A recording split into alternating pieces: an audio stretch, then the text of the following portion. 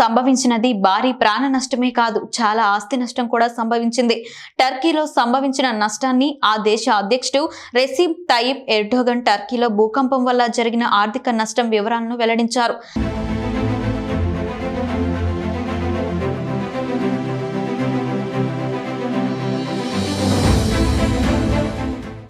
భారీ భూకంపం కారణంగా టర్కీ భూభాగంలో $104 బిలియన్ నష్టం వాటిల్లిందని తెలిపారు. భూకంపం వల్ల ధ్వంసమైన భవనాల సంఖ్య, ఇన్ఫ్రాస్ట్రక్చర్ కోల్పోయిన స్థాయిని పరిశీలిస్తే పరిస్థితి సాధారణ స్థితికి రావడానికి చాలా సంవత్సరాలు పట్టొచ్చని ఆయన అభిప్రాయపడ్డారు.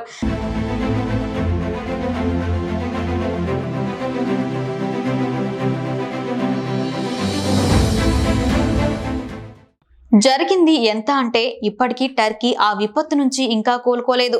టర్కీ సంఘటన మరవక ముందే సిరియాలో భూకంపం సంభవించింది. ఈ సంఘటన వల్ల దాదాపుగా 8,476 మంది మృత్యువాత పడ్డారు.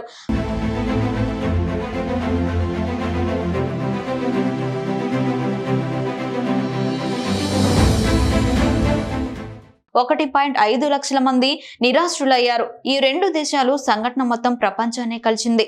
అన్ని దేశాలు తమ సహాయాన్ని ఆ దేశాలకు అందించారు.